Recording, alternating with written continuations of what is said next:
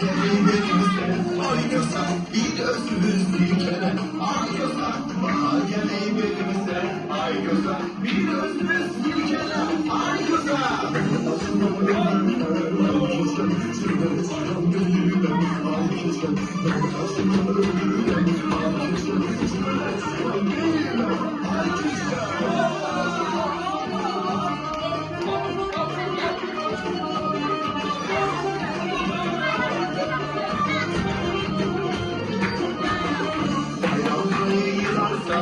Kurucunu doldurarsan, ay gözler, bayramlayı yıkarsan, ay gözler, kurucunu doldurarsan, ay gözler.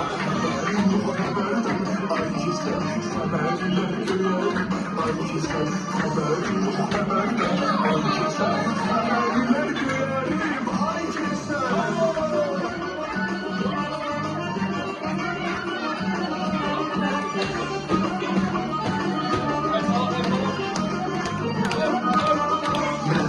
Sazeyler, ay güzel, bahaneler yazeyler, ay güzel. Ben aşıkım sazeyler, ay güzel, bahaneler yazeyler, ay güzel.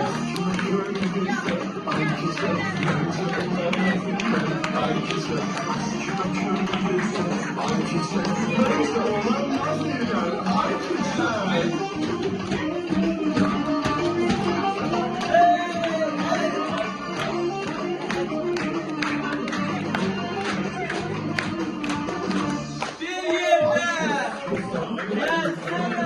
Benim salam versene, gözlerin olsun sana,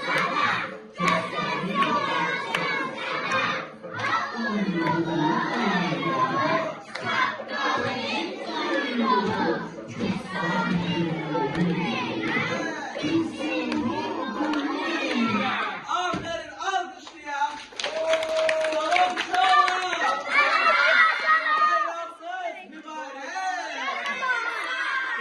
Maşallah her yer geçe çiçekleri. Maşallah bahar bayramı dahi. He uşaqlar süfrələrinizdə uzun bərəkətli olsun. Ay keçər. Ay kızım. Orada darılmışdı mesela. Haralardaydı?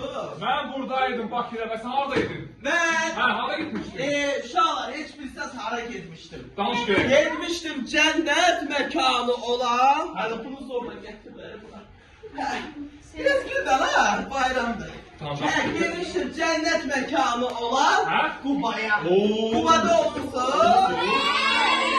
Elə gözəl yerdi, elə gözəl yerdi. Oranın hələ cennet almaları var.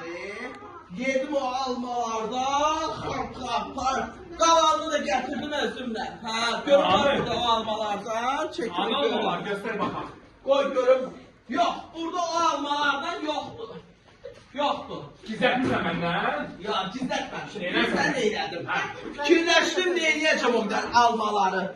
Götürdüm hamısını satıp pul elədim. Oo. Ben çok mutluyum. Sen pul aldık bu.